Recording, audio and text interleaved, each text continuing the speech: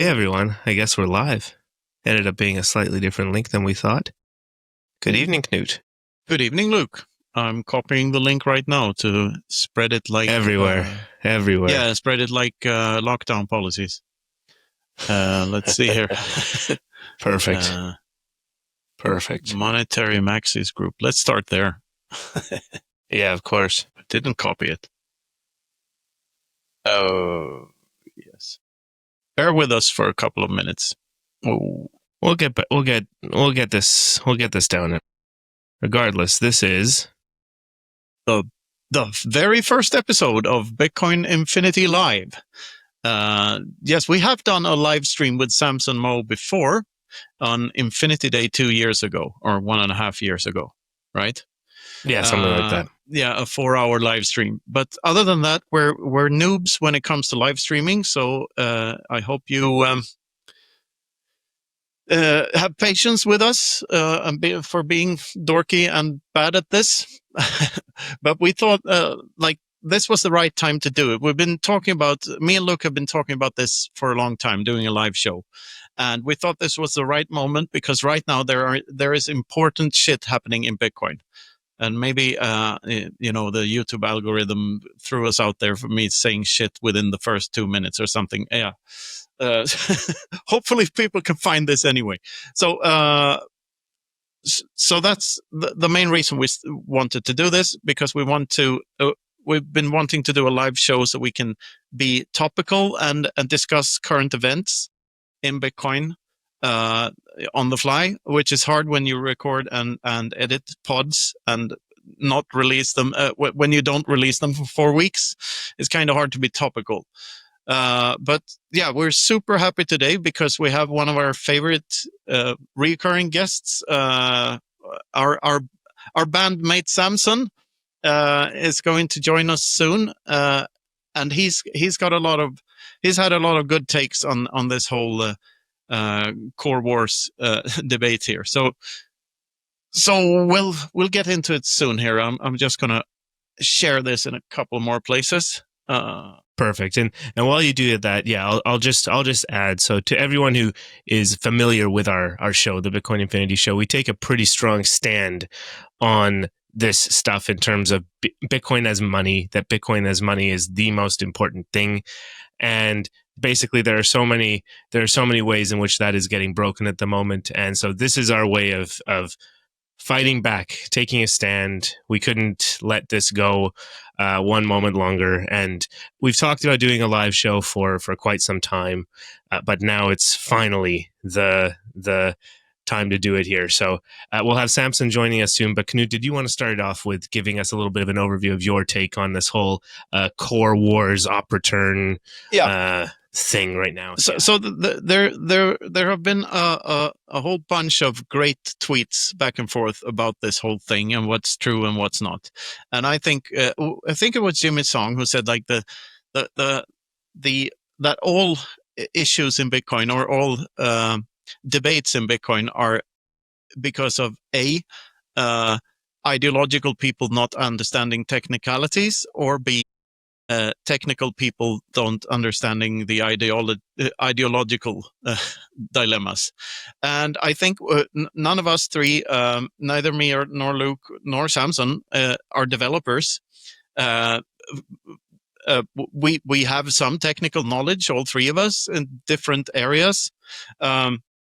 But me, for sure, I'm much more of an ideologue, and much more of an armchair philosopher. And I do know a couple of things about Austrian economics. I've written a book on praxeology, and I've done my homework for sure in the Austrian economics department.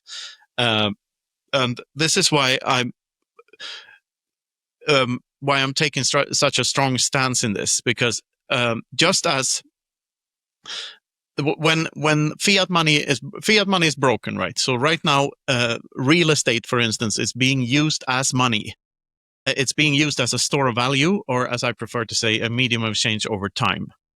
Meaning that real estate, when used as money, becomes a worse form of habitat for humans, because not very many humans can afford to buy these houses, since they're getting bought up by Oh, hey there, Samson. Hey, I'm not too late, right? No. Good morning. Just keep talking. Well, yeah. Hey, Samson. Good morning. Good morning. You're not late at all. Good to see you. I'm in the midst of a rant here about money, so I'll finish that and then we'll introduce you properly. All right? Okay, let's do it. So, as I was saying, when real estate is being used as money or as a store of value or as a medium of exchange over time, it becomes a worse housing thing or habitat for humans, because billionaires buy up all the seafront real estate, for instance, in a place somewhere in a country, and people get priced out of that market and therefore can't afford to live anymore or can't afford to own their own houses. But the same is true for money. When money has more use cases than just being a medium of exchange over time and space. So when money, for instance, gold has jewelry as one use case and a handful of industrial use cases. And that actually makes gold a worse form of money. Mises wrote about this like 70 years ago already, because it messes up the price signal. And messing with the price signal is like the worst thing you can do to anything in economics. That's why socialism doesn't work, for instance, because they fuck up the price signals. That's the main reason. It's not an incentive reason. It's that the price signals don't work. The wrong things get produced and resources are misallocated. So when Bitcoin, which is supposed to be like the best money we've got so far, and it still is, by the way, I firmly believe that Bitcoin will survive this, no question about it. But when it's being used for other purposes than just a medium of exchange over time and space, that is, when it's being used as a graffiti wall for various space monkey artists and scammers of all kinds trying to sell you pictures, which is a weird thing to begin with, because like another thing Austrian economists can tell you is that intellectual property is bullshit. It's artificial, all of it. If I copy something, I don't steal it from you. We both benefit from having it, and this goes for everything that can be copied.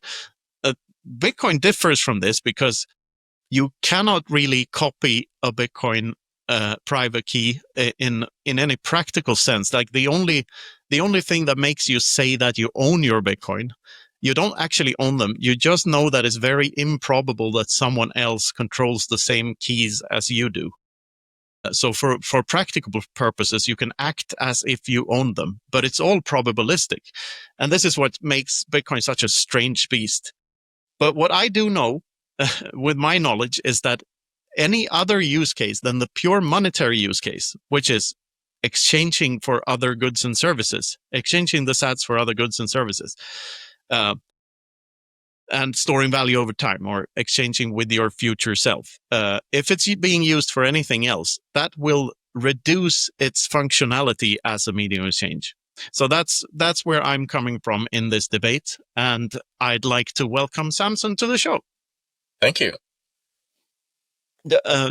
First of all, do you agree with that framing somewhat, Samson, or like, do you have another viewpoint? I totally agree. I think by and large, most of us on the other side, if there are sides, agree with that in principle. And it's the more, I guess, developer side that seems to not agree with this, and they think it's a purely technical issue where it's just cleaning up the code and making the code correct. Yeah, and also like the seeing it from a mere technical perspective, it leaves out so much. And I think one of the biggest misconceptions in Bitcoin is that miners create Bitcoin. Miners look for blocks. So the thing there, if they're producing anything, they're producing block space, right? And we, the network, pay the miners with fees and subsidy, like the block reward. We allow them to give themselves newly minted Bitcoin in return for the service they provide for us, which is securing the network. So the node runners actually make the Bitcoin happen, or discover them, or however you want to frame that. And in turn, I would say that everyone on Earth influences this, because node runners don't operate in a vacuum. They are in other markets. Every human being has a ton of incentives playing at all times. And that is why it is so crucial for Bitcoin to have core developers that are ethically aligned, or ethically aligned with what the rest of the network thinks. And I'm not going to like bash them and say that they're not or something, because I think that's wrong in a sense. I'm just saying that if they can find ways of making small technical changes that they might not think have a big impact on people's behaviors, they may ruin a lot of things. Like they can cause a lot of damage without even knowing. So yeah, what's your take on developers and all that? That's a long question. Do you want to go for like 3 hours or 4 hours? No. Okay. Maybe we should. Samson, just go. All right. Well, okay. Let's see where to start. There's just so much to go into. I mean, it's unbelievable what we're seeing today, and I think this is why a lot of Bitcoiners are frustrated, because it just seems like we're in bizarro world where the developers are going rogue. And Matthew Kratter, kind of coined that phrase: "Are the core developers going rogue?" And I think this stems from the fact that they are kind of proceeding without general consensus. And when you point this out, they like to say, well, this is not a consensus rule change. It's a mempool policy or something. But it's just like we constantly are talking past each other because the developers maybe are low EQ or what, I don't know. But they can't seem to understand what the people are kind of trying to tell them. And when people communicate, they don't always communicate in perfectly technical terms. So they kind of disregard it. So when you say like there's no consensus on this, they go, well, it's not a consensus change. But the meaning is that nobody agrees to this. We're using consensus in a general sense, like sentiment. We don't agree to this change. And then there's like just a whole lot of weird stuff about people talking past each other. What's the other one? It was Peter Todd and what's the other guy's name? Dariosor. I can't remember his real name, but his handle on Twitter.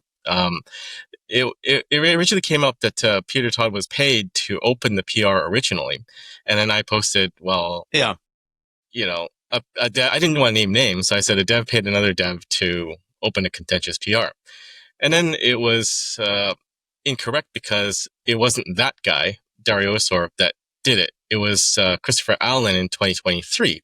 So there's just so much information flooding through X right now and everywhere that, yes, I incorrectly implied that it was this time, but it wasn't this time. Well, was it a dev at all that paid? I mean, Peter Todd is a dev, but did a dev pay him, or was that what he was pointing out, that it wasn't a dev? Well, see, that's another technicality. So you could say Christopher Allen is not a dev, but he definitely works on protocol stuff, right? And then the question is Peter Todd a dev? Because he mostly theorizes and he codes a little bit, but what quantifies a dev, It's another blurry line. But the point keeps getting missed. Like that guy, Dariosor, kept saying, well, you made it up and you lied. No, I didn't lie. Someone paid Peter to open it. And then if you want to kind of like zoom out and look at things from a 30,000 foot level, if you read what Lop was saying, that, you don't get to have an opinion unless you're a developer or a maintainer. And, you got to open a PR. It's not mailing list discussions or X discussions. None of this counts. Only GitHub. But then if you try to, make it add up, well, you can also pay someone to open a PR and comment on your behalf. And that whole can of worms has not been addressed. It's just dismissed because I'm not correct that it was 2025 that someone paid someone. It was 2023. So, or that guy's not a developer, or, something like that. And then Dariosor, like, he took a photo with Peter Todd, kind of joking about it, passing $1, saying, payment for services not rendered. But I think, again, they're missing the whole point, which is people are upset because this is a shit show. Like, everything that's going on is a massive clusterfuck. From the banning of grass-fed, the flagging of questioning motivations as abuse to a lot of other things. But the issue here with the payment is lack of transparency. So Dario Orser was saying, I wanted Peter to have the glory, so I asked him to reopen it. But then you should probably disclose that you want to do it because you work at Chaincode and another maintainer also works at Chaincode. And there could be potentially bad optics of that happening. And maybe you have the best of intentions and you want to give Peter Todd the glory because he opened it originally. And originally he was paid to do it. Not that he wanted it. And that should have been disclosed too. But there's just like a whole ladder of things that are bad and not disclosed and not very transparent and not very clear that just seems to be hand waved away or memory hold or ignored. And that just contributes to the entire anger of everybody. Yeah, I think it's that kind of arrogance that pisses people off more than the actual debate, because like there's so to lay this out a bit, like this is like the third big war in Bitcoin, right? First, it was the op return wars where op return was first included or first implemented, and then it was the Blocksize wars, and we can go on for hours about that. You played a big part in that, and now it's the what do we call these? Like the op size wars, maybe. It's something else. The core wars. Yeah, the return of the op return, the revenge of the op return. And the technical issue is like so. For a while there has been this debate of how big this op return should be, and Luke Dasher has started quite a while ago, I believe, like more than a year ago. Like this whole thing started in February 2023, the whole spam issue, right? So he released Knots, which is a alternative version of the Bitcoin software with a smaller op return size, so that most of the spam cannot fit in there. And then like like I'm speaking to the best of my knowledge here, like the proposal that is on the table now is to drop the limit on that op return size completely. And those arguing for it, they say that this will actually reduce spam, or at least reduce UTXO set bloat, because storing a JPEG on chain will not require as many transactions as when the op return is like 83 kilobytes, which is what it is right now, if I got this right. Please point out in the chat if I get anything wrong here. So but I think this, like from a technical perspective, that sounds true. Like if you increase the size so these spammers can put all their shit in one transaction instead of filling the entire block up with stuff, then that sounds like a good thing, right? But I suspect that Jevons paradox and the economic phenomena will take over here, and instead of just minting that one JPEG, they might mint a million JPEGs in a million different transactions. So I don't think it actually stops the problem. But this is where the debate is about, what the technical debate is about, and people are ping-ponging back and forth. But I think the core of this particular drama is like, first of all, when they blocked mechanic or grass-fed, as you call them, from the discussions altogether, and also when they imply that they're going to just put this change into the code and just go on with it, regardless of what people think. I think that triggered a much bigger contention. What's the word? A bigger thing amongst the community. And we haven't resolved that yet, right? And I commented on Gloria's post saying, you guys should probably sort out a lot of internal things before anyone's writing more code, right? Because there was another debacle where they locked the PR, unlocked it to let someone add an ACK, locked it again. And then when there was an uproar, because everyone's watching this, of course, people saw it, they deleted the ACK. Now, who did that? There's zero accountability here. And I know why that's the case, because Bitcoin Core developers like to say, it's just a project that's nobody's in charge and all that.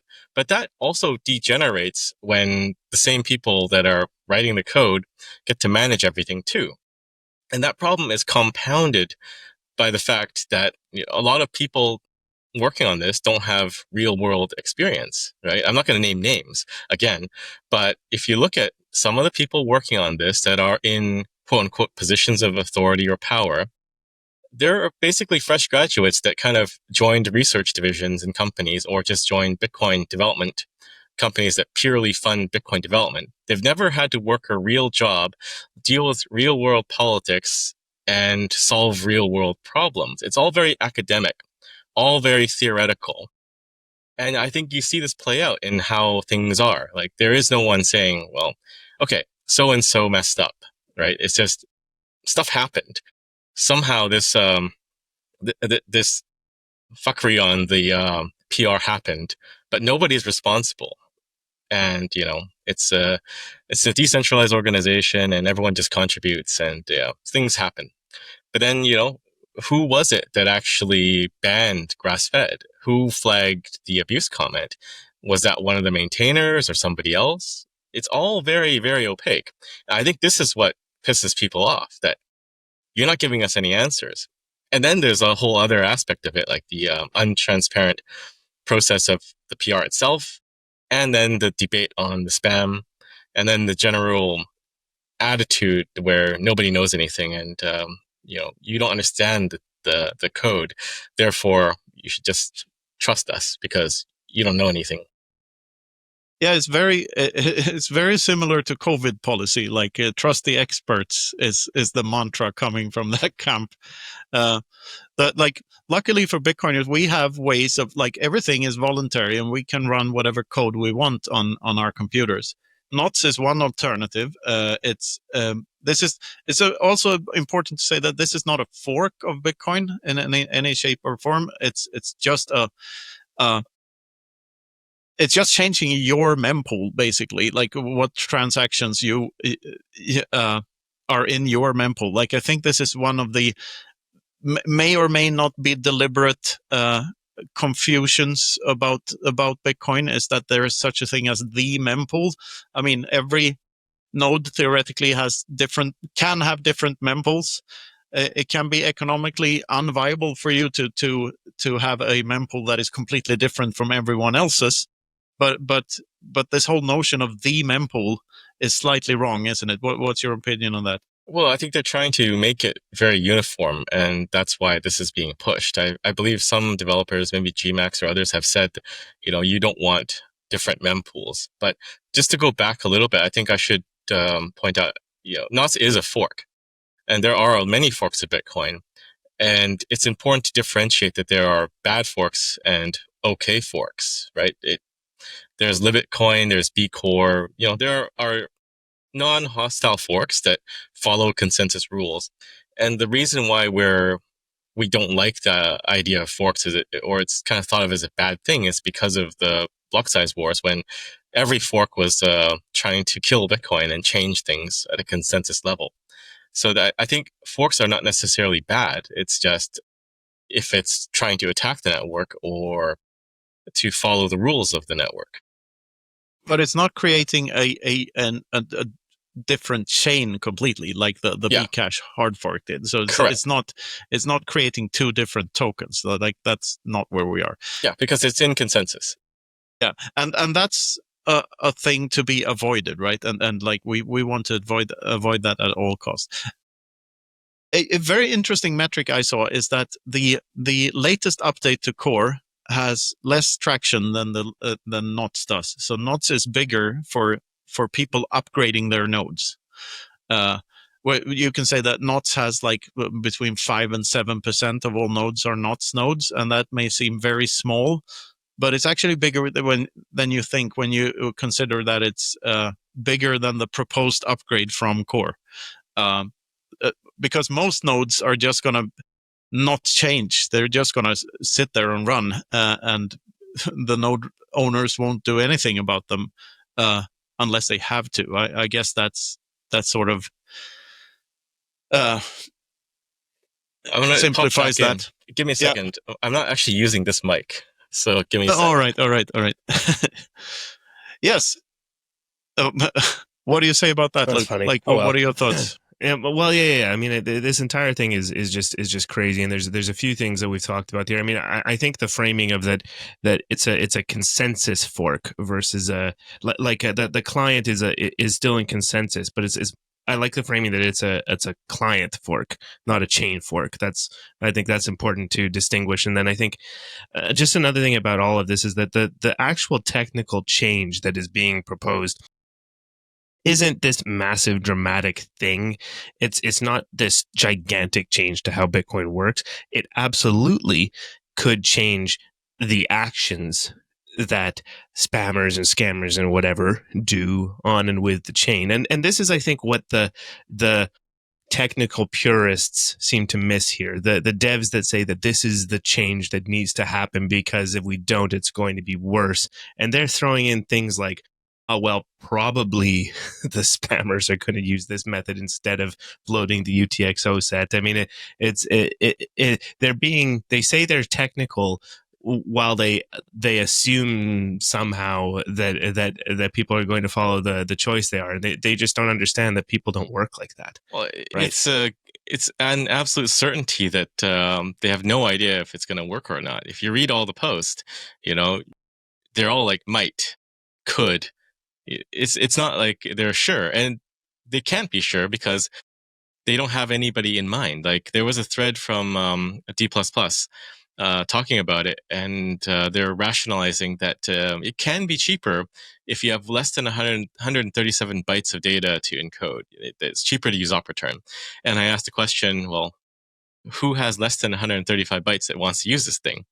And then Rory Highside commented crickets.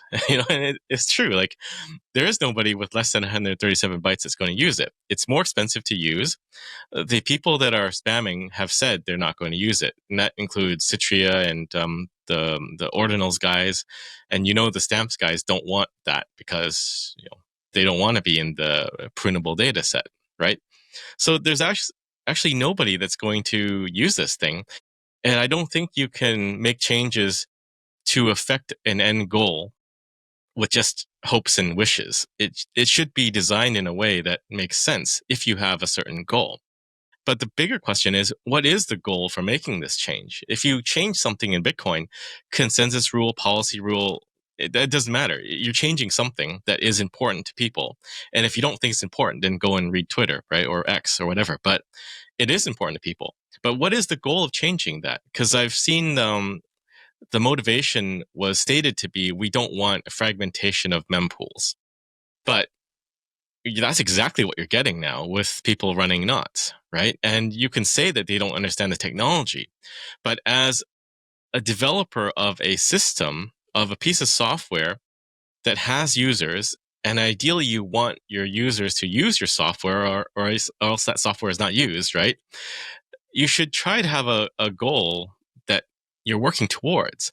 And it seems every single thing that the proponents of this change are pushing are actually going to just fragment the mempool and make everything worse. Nothing indicates that it's going to work or people are going to accept the change, or they're just going to accept the rationale that you can't do anything about spam. No, and I mean that whole notion of use cases is so weird to me. Like, what do you mean use cases? If this is money, like I think most Bitcoin users want to be able to keep their wealth, know that there's no inflation, and to send and receive money. And that's basically it. You have some other stuff like multi-sigs and coin joins and stuff that you can even argue that open timestamps is probably the least destructive arbitrary data thing you can do with. But all the other stuff, it's mostly interesting to these companies that are making money off of it. Most of it is scams, like everything else in crypto. Like it's like people have sort of figured out that crypto is kind of dead now. Bitcoin is so much bigger than every other shitcoin out there. So now they have to take their shitcoinery here instead and do the same scams on Bitcoin.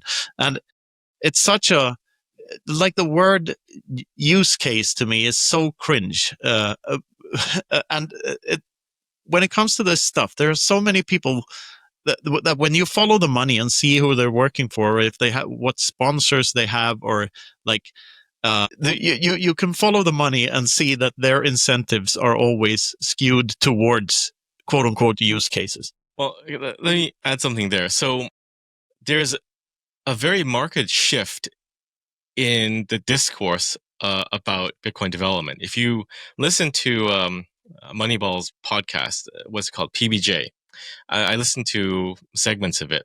And if you read the mailing list and you look at the PR, there's just a change in how things are discussed now. And one of the biggest changes is they're actively factoring in external things like Citria and other things and what they need. And I think for a lot of us, the question is, why are developers of the Bitcoin protocol so considerate now about what other things need, especially VC funded companies, right? I mean, never in the past has anyone, in my recollection, talked actively about, I don't know, what Omni needs, right? Omni was a protocol linked to Bitcoin, right? OmniCoin. And then there's Counterparty. Nobody talks about what Counterparty needs.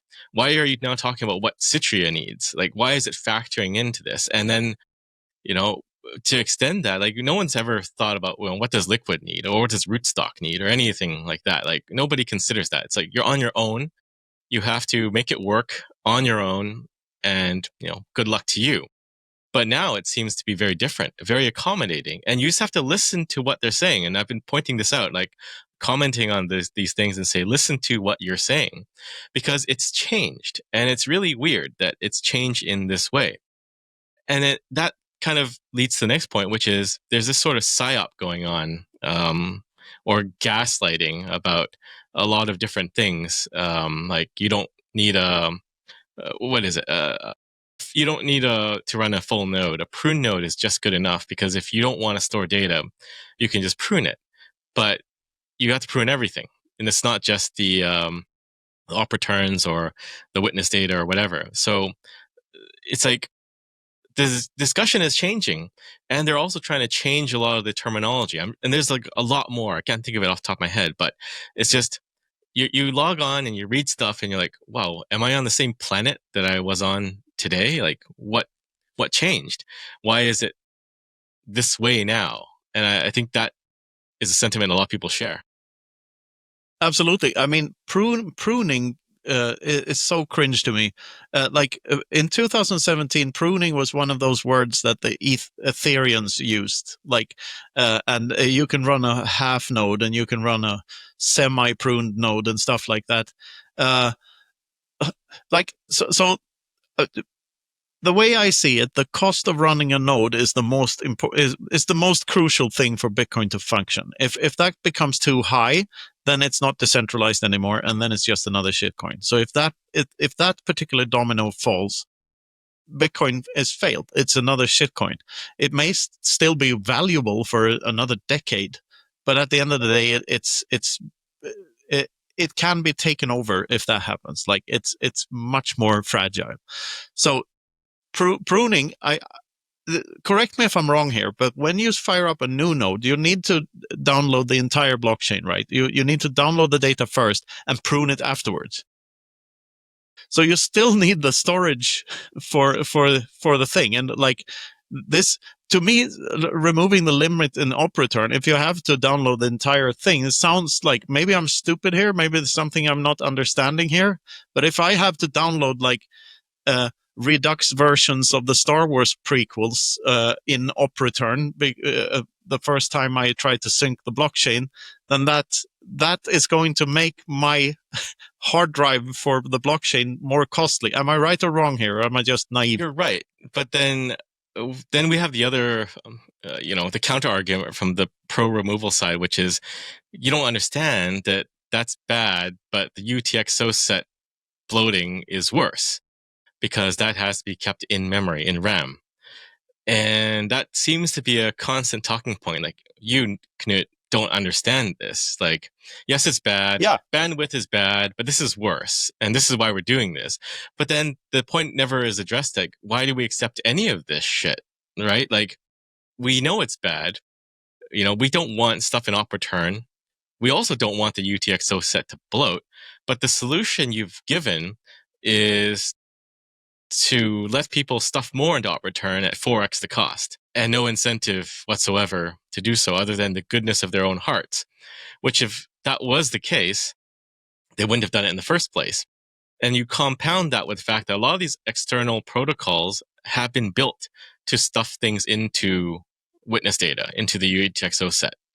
So how does that work exactly? It doesn't even work. It doesn't help. But I think this goes back to the whole point. Like, is spam something that we can address? Should we have an opposition to it, or just roll over and accept it? It's it's over. It's done, and let's just clean up the code to make it align mempool policy to what's being mined. Right, that's another common argument, and I think this is another big sticking point, which is a lot of people want to fight the fight, and I don't think it's wrong, but the tool set of core developers that want to remove it is limited because they themselves are limited. They haven't really explored other things. Like, you can do other things to incentivize behavior, right? You could make the dust limit higher so that people that are inscribing or stuffing the UTXO set are paying more. And I think there's this sort of a mental blocker. Maybe it's trauma from the Blocksize wars or whatever. I don't know. But nobody wants to work on a soft fork anymore. And it's not like they want to ossify either. They're working on other things, right? But they definitely are not pushing towards soft fork. And if you look at it, it's almost like Bitcoin Core has a culture of bike shedding. Like, everyone will comment on the op return thing because it's really harmless and technically it's a worthwhile discussion to have, right? But nobody, GMax, Peter Woolley, they are not commenting on soft fork proposals. And I think a lot of it has to do with leftover trauma from the Blocksize war. And I think there's also additional stuff like unresolved issues from the Blocksize war too. If you look at this split today, it's a lot of people that pushed for the UASF and pushed for BIP 148 that are now saying we should fight the spam. And the other side that says roll over and accept it are the guys that kind of didn't push for 148, the ones that think, there's nothing we can do. So I think we have to work through that because we kind of allied ourselves and unified for that war. But when the war ended, we never really talked it out or did anything. Everyone was busy and everyone went on their own paths and, worked on their own projects or started their own companies or whatnot. But that's something we never really worked through. A lot of the developers of Bitcoin Core didn't support 148. They were okay with it and they signaled like, yeah, it's okay, we'll do it. But nobody pushed for it. And I think the entire Blocksize war may have traumatized people, so they don't want to ever push for a hard fork, because if you're an introverted coder, you don't really want to go out there and, advocate for things, talk to companies, try to create consensus. But actually, that is very important to do. You're more likely to be comfortable at home, behind your keyboard, talking about the technical reasons to do something. And I think there's also more here too. If you think of that, like, what is harder from the perspective of a core developer to offload a change that could improve the network to the people that are less confrontational? That's debatable. But from their standpoint, it's easier to just like ram it through to their users who are, behind their keyboards too, than to figure out something, I don't know, like boosting the dust limit and having to go and talk to mining pools and miners and the community and build consensus. I think that is more scary for a lot of developers to do. And if you look at the incentive structure too of, the whole development process, it is not to go out there, put yourself out there and do something that fails. It's to comfortably manage, micromanage, nitpick the code base and work on things that score you brownie points to get another grant, right? There's no benefit to you going out there, taking a risk, saying, we're going to do something and I'm going to champion this and try to make something happen. But I think you could push it through right now. There is enough appetite. Like, devs are saying, well, if you want to reduce spam, the filter is the fees. But it's really not, because you've done nothing to incentivize that, and people can't just pay arbitrarily. But I think people would pay more. And if you boosted the dust limit or made it dynamic based on the size of the UTO set in some way, then you could also probably convince mining pools and miners to go with it too, because that boosts their revenue. And it has the benefit of aligning all the incentives. Like as a mining pool, you get more fees. As a miner, you get more pay. And as a developer, you reduce the UTO set that you care so much about. And as a node runner, you get that too. And you're willing to pay more fees to crowd out the spammers. I think it's like a win-win-win. But nobody really wants to go out and do that. But I think that definitely should be the case. Like there are a lot of things that can be done. Adam Back has proposed extension blocks too, to just make a space just for the spam and garbage, and you could just discard those extension blocks if you don't want it. But again, nobody's working on that. No one's working on a proposal. And even if there was a proposal, nobody seems to be willing to go and put themselves out there and do the hard legwork, because it's hard. Yeah, I mean, this sounds like similar problem to in other aspects of academia. I mean, grant-funded academia has this problem a lot of times. Like the people are studying stuff, not necessarily because it's cutting edge or it's their passion, but just it keeps them comfortable in their little zone. And the peer review system is like limiting them into their own boxes. And by the way, if I had a Satoshi for every time people have pointed out how little I know about UTXO set bloat, I would bloat the UTXO set. Definitely. So let me think where we're going with this. So how likely is it that the reason that no one is bringing this up, or that no one is suggesting stuff like this, is that they're actually being bribed or paid by that they have a stake in one of these companies making money off of scamming people with JPEGs and BRC20 tokens and whatnot? I mean, who knows? You can't really know, but you should try to take every proposal as a potentially adversarial thing that's being pushed to harm Bitcoin. And you should assume that there are motivations outside of altruistic behavior, because you can't really tell for sure. So we definitely know that there are people investing in these companies that would benefit. And the question is it trickling down? And we really have no idea. Like, we have zero idea. And all the opaqueness about how everything is being operated does not help whatsoever.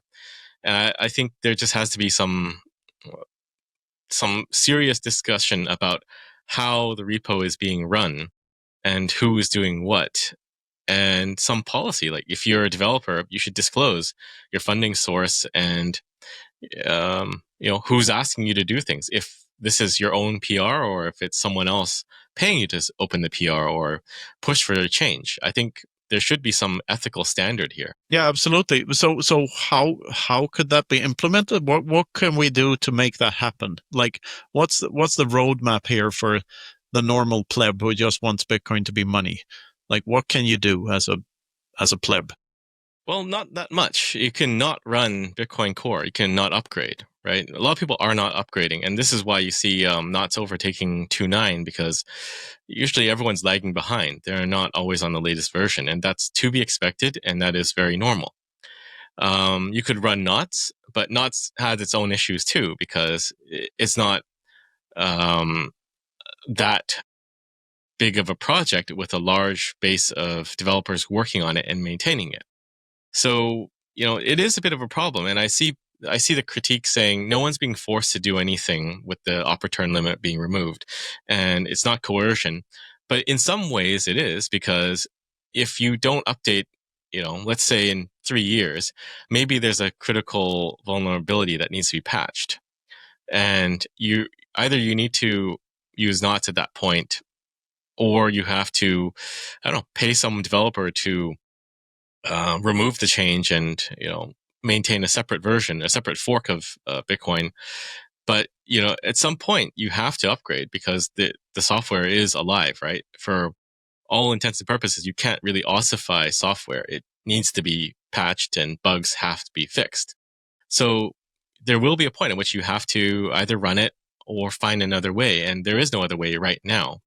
But fortunately, we're still years away from that being a necessity. Fingers crossed that there are no new vulnerabilities introduced. But yeah, it is a problem. I think there's no real good solution today for fixing this other than just using knots or another implementation. So what about just trying to educate people how to not be scammed? Is that a fruitless endeavor that will is that a forever job that will never pay off completely because there will always be the next fool out there? Well, not being scammed for what? Into buying these bullshit tokens and JPEGs and whatnot. I think it'll fade away. It's not. Yeah. Oh, so the answer is yes. You just have to educate forever. There's always going to be a new scam. But I think there's another point here that we should talk about too, which is the danger of making adjustments to short-term threats. So I think my original stance on the whole thing was just don't worry about the spam. I didn't champion Luke's cause, when ordinals first came out, because I thought these things will just run its course and it'll all disappear. And I think there's precedent for making changes a bit too hurriedly and without thinking through all the consequences. So if you go back to the block size wars again, we kind of gave in and increased the block size. And we could have just had SegWit without an overall block size increase, right? You could still have the SegWit discount, but maybe you have a quarter of the 1 megabyte plus 3/4 of the SegWit discount to get a total of 1 megabyte weight unit, right? So you could have done it without increasing overall block size. And I think every time we jump the gun and we make some change that we think that there is no harm in doing, there can be harm, right? Because right now the blocks are not full. Even with the spam, they're not full. So we already mess with the economics of Bitcoin by increasing the block size, even though it wasn't a hard fork. It was a soft fork, but we still changed something. And you could say, if we didn't do that, maybe when we had the drawdowns earlier, it would have been better for some of the miners because there would have been more pressure for fees because the blocks would have been a bit smaller, right? So there's a lot of unknown things that happen when you make some small change. And I think it's the same for op return. It has not been really well evaluated. And there are concerns, like Laurent MT, how did he put it? It's like a suicide pact between both sides, because now you're just going to end up with less financial data, more unwanted data in op return, which crowds out normal transactions. And there's just been no answer to that whatsoever. But I think, again, it's one of those cases where it's probably an issue, and we're kind of thinking, oh, it's not, because it can be done anyway. You can already bypass the op return limit. It's like a weak thing. What was it? CSU Wildcat was saying it's like a diaper made of fishnet, right? It can be bypassed, but it could also be a line of defense. And it wasn't always a fishnet diaper. And this is another thing I want to make too. I'm kind of jumping around, but there was an erosion of these defenses when data carrier size the definition of data carrier size was changed. And then you had maintainers refusing PRs based off of that changed definition. So it's like all of the defenses against spam have been eroded gradually. And maybe we didn't pay attention back then, but Luke was sounding the alarm, and grass-fed too. And everyone was like, yeah, it's okay. And I think it could have been okay, circling way back around. If we didn't do that, the spam might have died off, like everything dies off. There's a hype cycle and it goes away.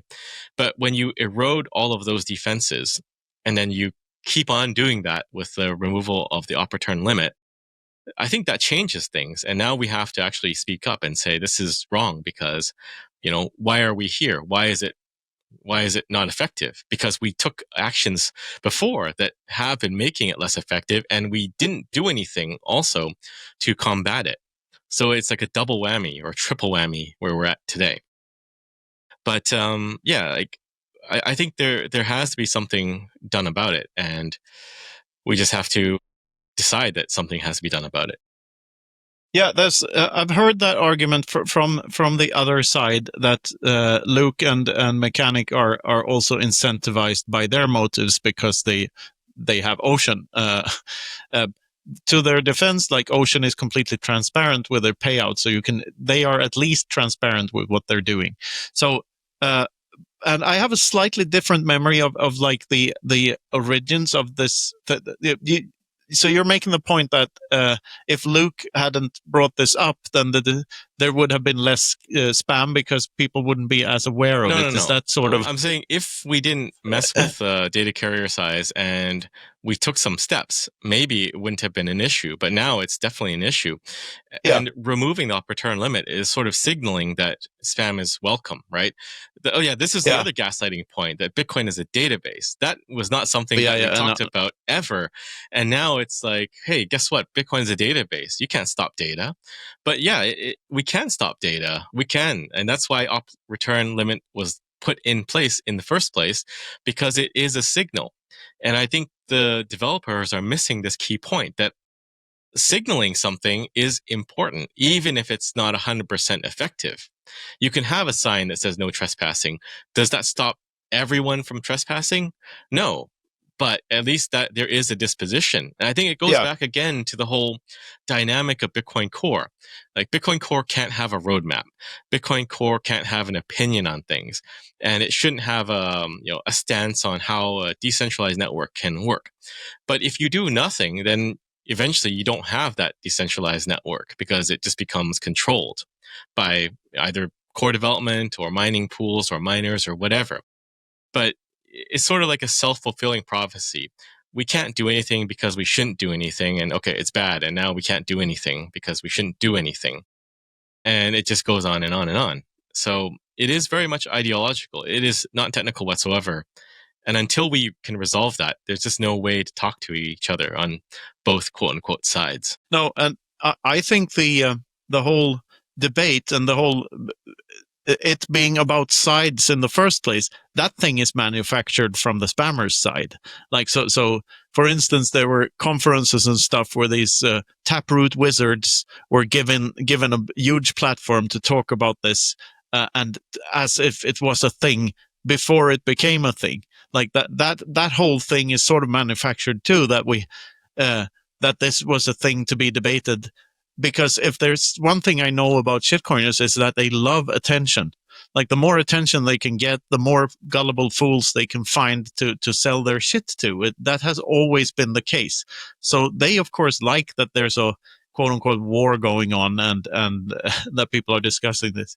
The other thing you said about this, I can't square this in my head, like that. They say filters don't work, and at the same time they want to remove the limit.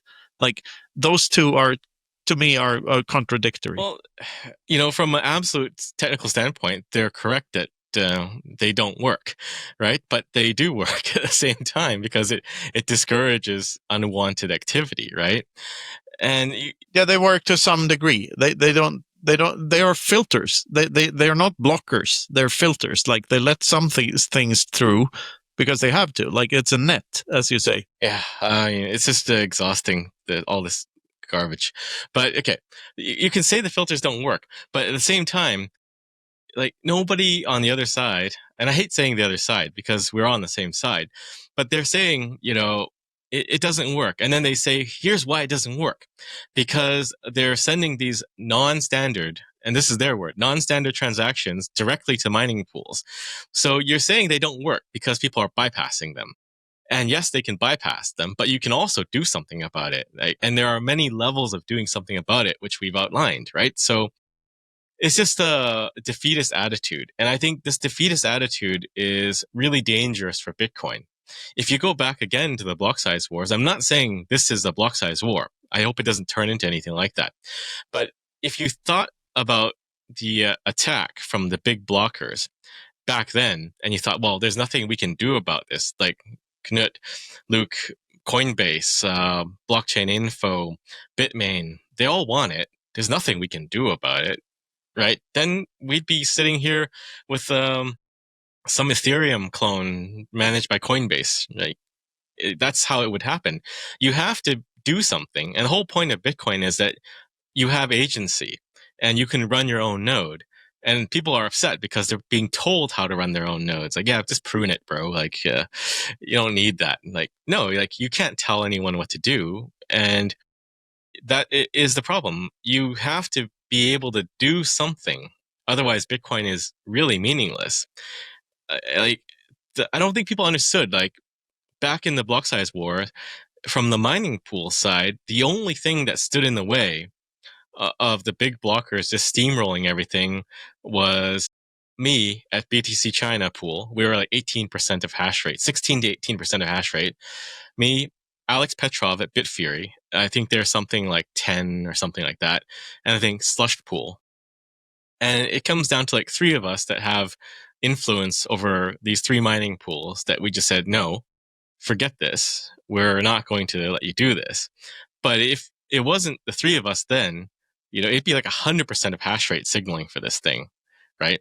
So you have to think that you can do something, and you absolutely can do something. If you look at the situation right now, like, can we push a soft fork through?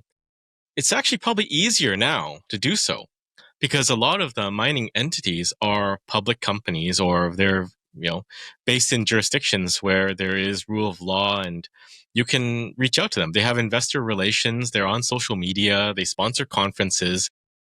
If a pool, and not naming names, is doing something bad for the network, there's a lot that you can do as a pleb. They might sponsor the news desk, the live news desk at a conference. You should walk in front of that news desk and say, stop spamming the network, or you should wear a t-shirt that says free mechanic or something, right? And you can jump on the investor relation calls and raise issues. There's so much you can do. There's, the saying from Bruce Lee, be like water. If your opponent is bigger than you, use their weight against them, right? They're big, they're public, they're very visible. You can do a lot.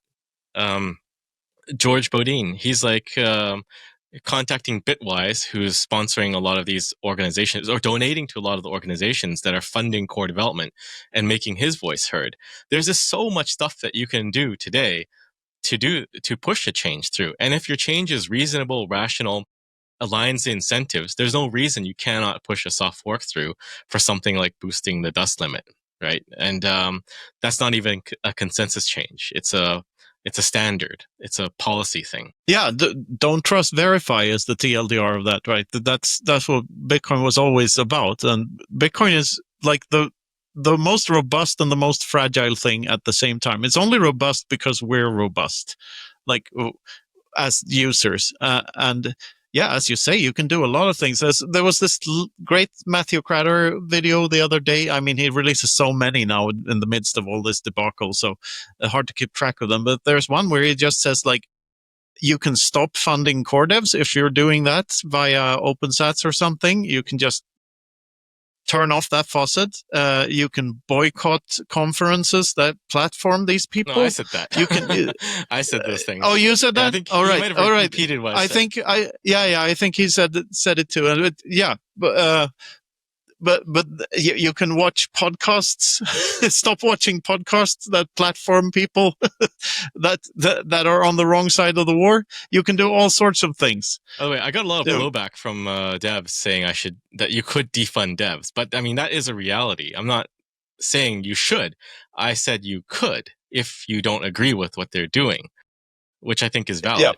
I'm not saying go and do that. Like, I'm not saying you should go and protest to the mining pools, right? You can do that if you want, but you could. Absolutely.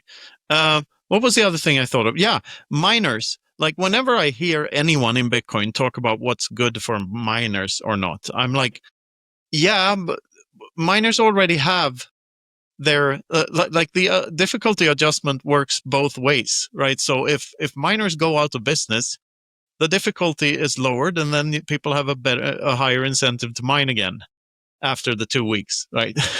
So So why should Bitcoin developers cater to miners at all? Why is that important? Isn't like aren't node runners way more important than miners in general? Like I said before, it's really weird that Bitcoin devs are just talking about what VC-funded companies, Citrea needs, what people inscribing need, and what miners need, what's the best state of the mempool for the miners. But there's zero discussion about what the nodes and the users want, the people running the software. It just blows my mind. Like, if you look at some of the discussions, podcasts or writing otherwise, like, how many times have they talked about what the users want? Very few, if at all. But there's always concern about the companies. That just makes you question the whole ethics and structure of everything. It's just bizarro world. It's clown world, and it's very much like politicians talking about bailing out banks and stuff instead of people's individual rights. Like it's always about this or that group. It gives me the wrong vibes. Like, why? If they're not paid by, or if they don't have an economic incentive to talk about miners if they were important, or other big entities, exchanges or whatnot, then why cater to them at all? Why is that important? Why couldn't Bitcoin just be money and then let the companies solve the company problems? Bitcoin is a database now, apparently. Yeah. I mean, it's just like common sense has to come back. It's like, no. I watched the panel at BTC++ in Austin, and people are saying, well, Peter Todd's open timestamps also puts data. Then is it spam? Like, no, it's not, because they're not abusing the network. They're not creating something to wreak havoc. It's using a little bit of data, but then you have different things out there that are obviously attacks, and they're very detrimental to the network. And I think the core developers don't seem to understand perverse external incentives. It is a thing that external to the protocol, external to the nodes and your code, there are a lot of things that people can do that are bad for the network. And you have to say those things are bad. You can't just say, it's just data. Like, it's all fair as long as they're paying a fee, because those things can crowd out financial transactions. And then there's the argument like, well, we can't know what is spam and what is not spam. Like, yeah, you can. You can know after the fact too, right? You can look at it and see, okay, it's a JPEG.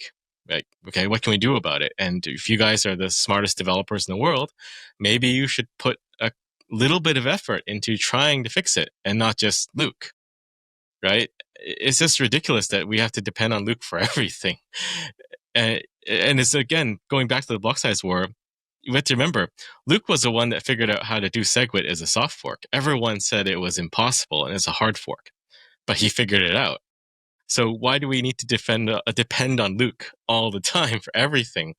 He's already worked his one miracle, right? And let him take a break and work on Ocean. But, it'd be nice if other developers actually tried to do something, either in code or pushing a soft fork proposal out there.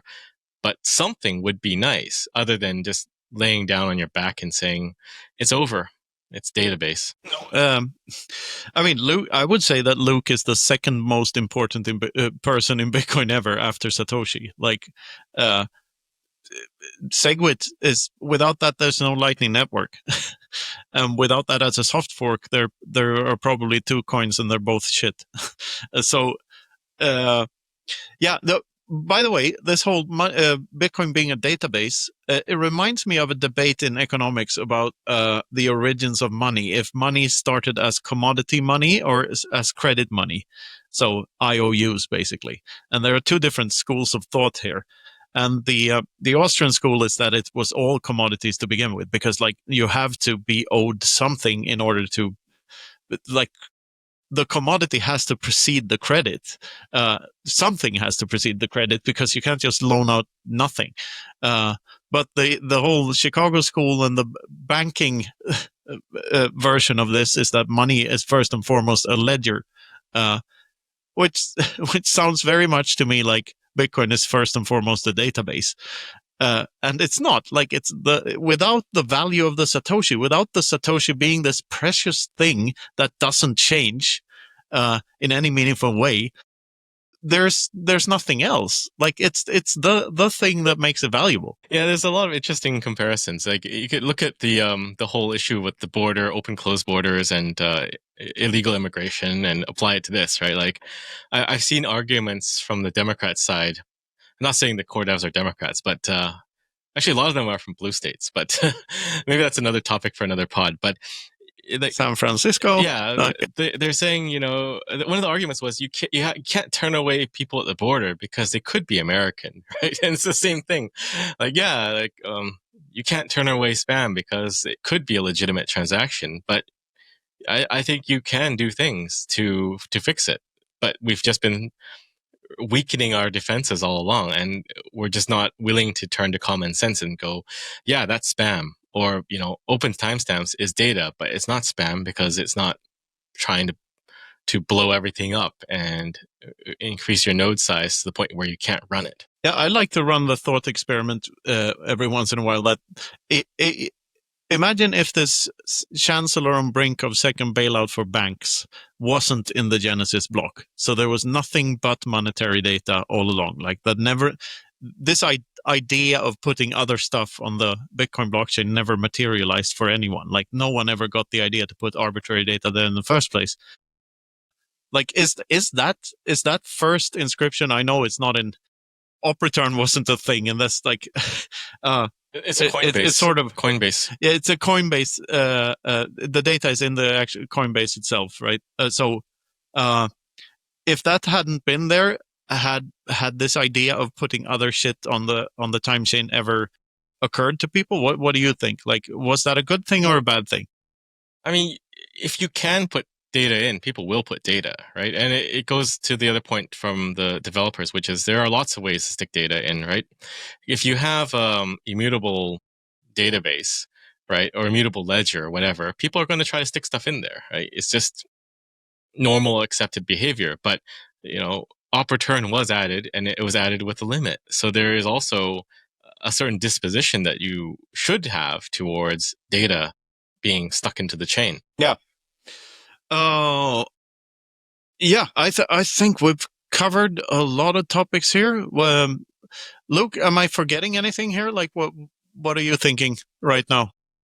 Well, just in hearing all of this, the only place my mind goes is really, I want to hammer home, why should people care? Why should people care about any of this?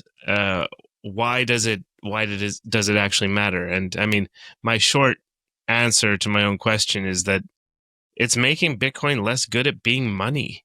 Like, this is the thing that Bitcoin was supposed to solve, right? And people who are doing this, I mean, I wish it didn't look malicious. I wish it could just be ignorance, and it's just these technical people who want to do something interesting, right? But yeah, it's ultimately we're risking wrecking the only shot at fixing the money and therefore fixing the world, right? Like, I don't know. I just don't get why people aren't why everyone isn't totally up in arms about this, right? Like, how can we get people to see what's going on? Well, I think most people see what's going on. Like, it's a very small subset that seems to miss the point. And I think the point is just that technical versus ideological pit there. Like, people just can't get over it. Like, yeah, it's technically possible, therefore it's fine. And the other side is like, yeah, it's technically possible, but you have to take a stance on it. So it's a difficult divide because it's not technical, it's ideological. So they have to see things your way in order for them to make it across the other side or even understand it. But I think the step there that has to be taken is that the developers should listen. Like, there was a thread on the mailing list where two people were talking about, how do we avoid people brigading the PR and making it hard for developers to do their job developing?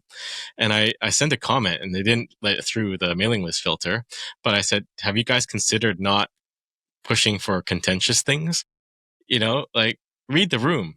Like everyone is angry that their nodes are getting filled with spam, and you're talking about doing this. And yeah, technically it doesn't change anything, but it also changes everything. So just, read the room. It's like unbelievable that we are here today and dealing with all this stuff. And the accusation that Luke and Grassfed and Ocean are pushing this for marketing for their mining pool to get more miners, that's just ridiculous. That's just something that someone that has never built a company or business is probably thinking, because this is a huge distraction, a huge time sink, and probably a huge waste of time too. And if you're building something, you know that you have real work to do. And, coming out to talk about these things and record a podcast about it, it takes time from real work. And it takes time for me too, to do this. Like I've been also accused, like, Samson just wants to get into this for clout. Like, no, I have a ton of craft to do, and I'm taking time out of my day every day now, because I'm realizing that this is something that we have to deal with it. Like when this first came out, I think I was in Japan, and I landed at night, and the next day, my team booked meetings from 8 a.m. and I was like so tired. And the whole 2 days, like every day started at 8 and it ran till late. And like people are messaging me say, "Hey, do you see this stuff happening with op return? Like, what do you think about it?" I'm like, I don't know. I haven't read anything about it for a while. So I had to like go and dig into it, and it takes time. Like it is a distraction, and hopefully we can get past it and figure out something that lets us, go about our days and build things again. But yeah, I mean, I've been thinking about this idea for a while, and maybe it is time that there is another fork of Bitcoin, like not an evil fork, but a good fork, like Knot or Libitcoin. And it provides a different way forward, because we've talked about a lot of the problems and the misalignment of incentives with the Bitcoin Core repo right now. But it's difficult to change things. So I think, who was it again? Our former, our bandmate, Michael Anton Fisher, he pinged me and Giacomo the other day. And he's saying like, well, can we change something else that's not GitHub? And he posted a link to something, I forgot the name of it, starts with an R, but it was something, I skimmed it very briefly. It's like a DAO and there's like a token involved, but it was like a GitHub, but not centralized. It runs over Tor and, what was it, NIM Mixnet. But that something like that could be interesting. But I think he was saying, can we get Bitcoin Core to move over there? And I don't think it's possible, because again, the alignment of incentives is too powerful. A lot of people are working on GitHub and they don't want to move to something else because GitHub actually gives them clout, right? Like you get your commits and you get your history and it shows what you've done. And that will allow them to go from getting a grant to getting a nice job somewhere. So I don't think you can really make them move. There's too much history there that binds people to that.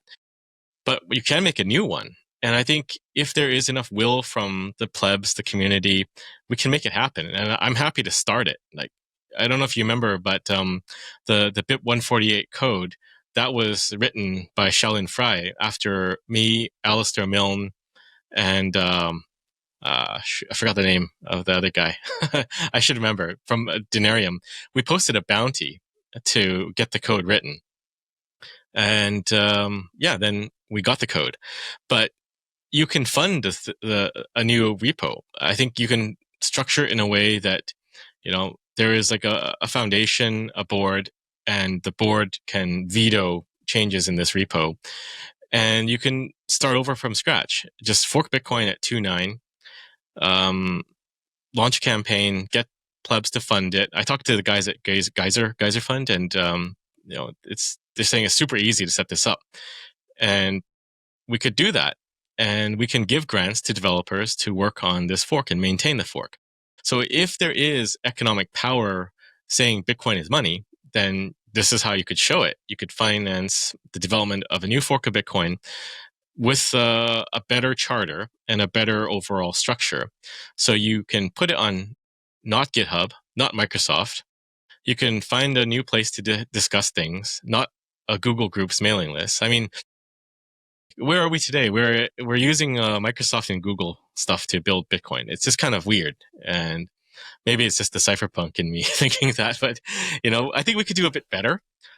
I'm not a huge fan of Nostr. If it has to be discussed on Nostr, sure, but I think you could find something better. Maybe something built on Hole Punch or Keat.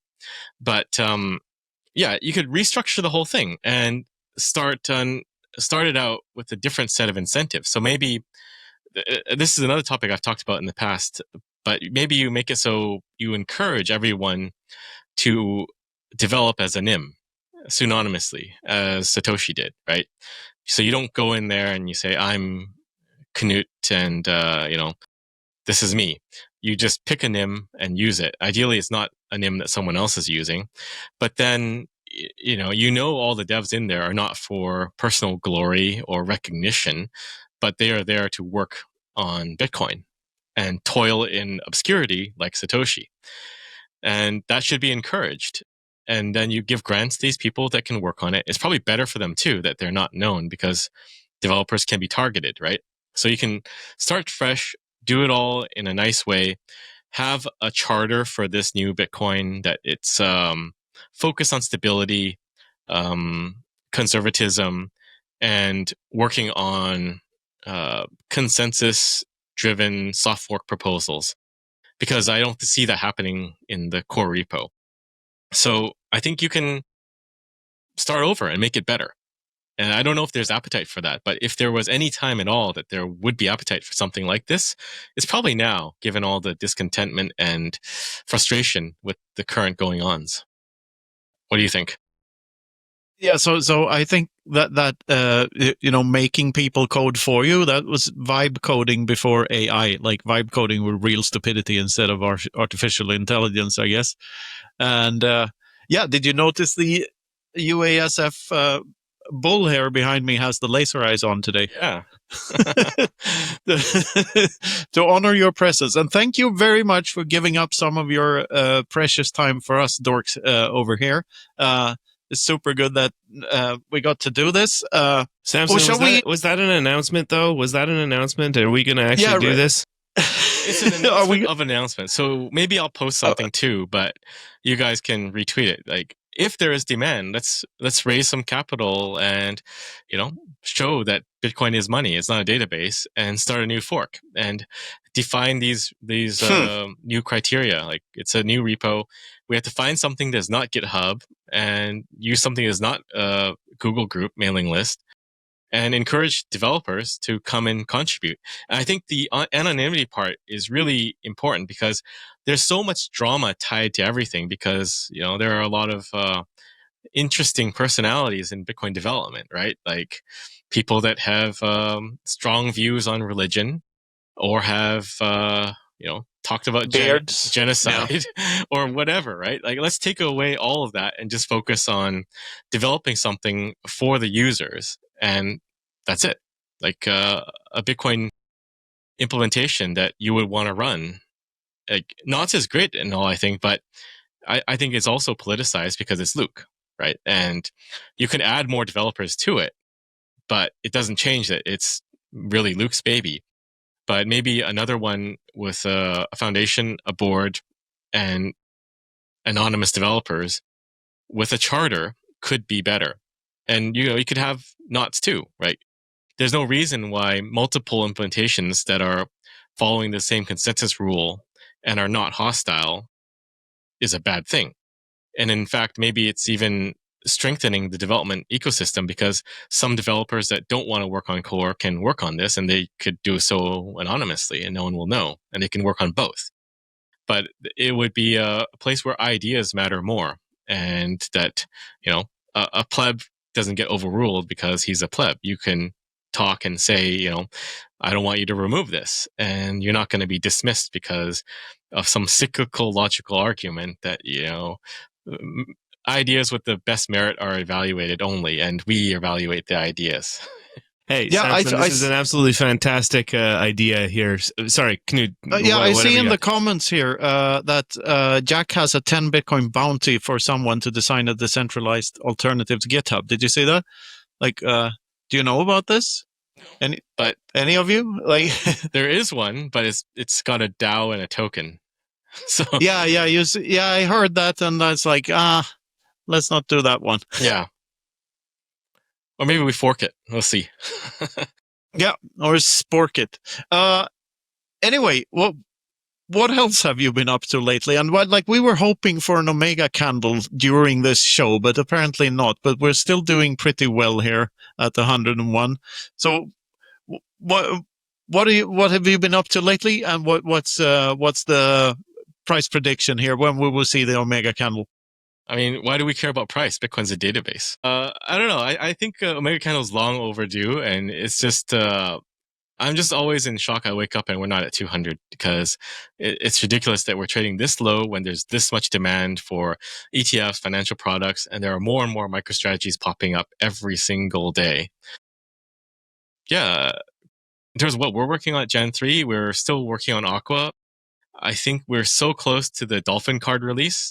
And just to note, when we release, it's going to be the Dolphin card will be in beta. So 50 people will have it first, and then we'll open up to more like over the next week or so.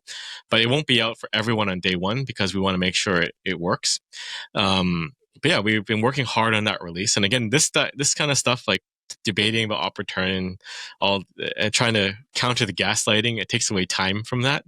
On the nation state side, we had a lot of meetings in Japan. I also stopped by in Taiwan to meet one of the legislators there, JC Ko, and he is now advocating hard for a Taiwanese Bitcoin strategic reserve. So a lot of things are happening. And, in Japan, there's also plans to establish a task force with a number of Bitcoin companies there to further push Bitcoin adoption. And I had one of my contacts in Korea just ping me yesterday and said, it's almost time to come to Korea because the new election is happening in June. So there's a ton of stuff happening in terms of Bitcoin adoption. And I'm super bullish. Almost as bullish as the bull in your background. Yeah, good to hear. I mean, so are we. Like this whole episode might seem a bit doom and gloomy, and this whole debate may seem a bit doom and gloomy, but Bitcoin has had debacles before. We've always won. Sanity has won over insanity every time, and I think it will do so this time too. So just sit tight. Like the TLDR, I think this was also Matthew Crader. Like TLDR is like, are my Bitcoins in danger? Like the short answer is no. Sit tight, take control of your own private keys, and that's it. Like get a hardware wallet or something, and just don't do anything. For now. I just want to add too. It's important that we don't lose sight that we are Bitcoiners, even though it doesn't feel like it at some point. But and also some people have said, Bitcoiners are the worst. I'm not going to name names, but someone has said that. But, we are all Bitcoiners and we want what's best for Bitcoin. What we think is best for Bitcoin does not always agree, and there are always problems. But it's important not to lose sight of that and get mired in, sides and attacking each other and everything like that.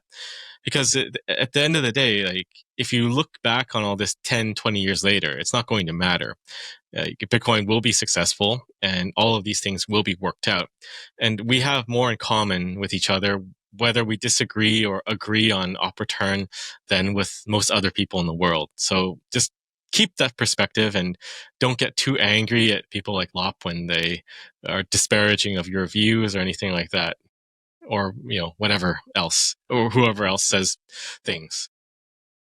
No, this is one of the things about a leaderless system. It's always going to be chaotic. Like it's not going to be like a political discussion or a discussion within a company because there are no leaders. We're just all doing our things here, and it's completely voluntary, all of it. So it's bound to be chaotic. But that's also part of the beauty of it. And I sure as hell am enjoying the ride. Hey, have we reached a natural lull here? I think we've said most of the things that needed to be said, right, Samson? And I don't know, do you see any like short-term changes or resolution here? Or are we just taking this thing out to fork Bitcoin and I don't know, make our own fork with blackjack and hookers or whatever it is. Well, there's no immediate danger, like Matthew Crowder is saying, right? Your Bitcoins are safe. Nothing's gonna happen bad tomorrow. The new version with op return is not removed, but you can run knots, you can not upgrade. These are all viable paths. You're not forced yet to upgrade. One day you will have to upgrade to something for security reasons, but for now, we're fine. And if there is demand for another fork of Bitcoin with a clear charter, then let's make it. I think we have all the time in the world. We are winning. We are winning. Hey, I can't think of a better place to leave off for tonight, because let's not be totally doom and gloom about it, as Knut said. But hey, it's still a fight worth fighting, right? Bitcoin is money, and that's important. One final thought I had here about the whole technical stuff, just while brain is still on. Is it possible to make any change to Bitcoin without any economic impact, like any human decision-making impact? Is it even possible to make a change without it affecting anyone economically in any way? Maybe bug fixes, but yeah, there are a lot of unknown implications of things that we can't always tell, but we should try to analyze. And maybe this is an area where AI can factor in. Like, you can use AI to analyze how this piece of code is going to impact other things, or how it will impact like behavior of this system, Bitcoin, outside of the code base, like how it will impact the mining pools and everything else that's extraneous to the code itself. But AI is changing a lot of stuff. Like, we've actually integrated AI into the dev process at Gen 3 a lot over the last 2 months, and we're still R&Ding a ton of stuff, but it's changing a lot of things, and I think it can improve Bitcoin development a lot. Yeah, I still think there's a danger there, though, in making like economic decisions based on empirical data. There's always something dangerous there, because you never know how people are going to react in the future. It's not an exact science. I mean, you still have to do your best, so use the tools that are available, I guess.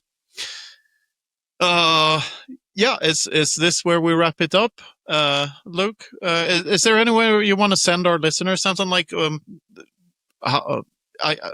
had all the signups for the new Dolphin card, I guess, already. There's not a chance for people to get their hands on one of those anytime soon, I guess. No, it'll be soon. It'll be soon. Like, we'll open it up to more people within a week, I would say. All right, so keep your eyes peeled, I guess. Samson, thank you very much once again for coming here and discussing this stuff with us. Looking forward to seeing you in Prague, right? Maybe Vegas too. We'll see. Yeah. Oh, we're not going to Vegas, I think. Okay. Are you going to kidnap us, Samson? For reasons discussed in this episode, mostly. But we are maybe doing something live in Prague. Who knows? Maybe. Well, I'll see you in Prague for sure. Yeah. All right. Okay. Thanks, Take guys. care, man. Take care. Thank Awesome, you. Samson. Thanks a lot. This has been the Bitcoin Infinity inaugural live show, and thank you, Samson, for joining us for that. By the way, we're gonna try and keep this up. This is gonna be a thing, but you're first, so thanks for joining us for that. Awesome. Thanks, guys. And thank you all for listening and joining in on the chat. So this is it. Thanks very much. Bye. Thank you. Bye.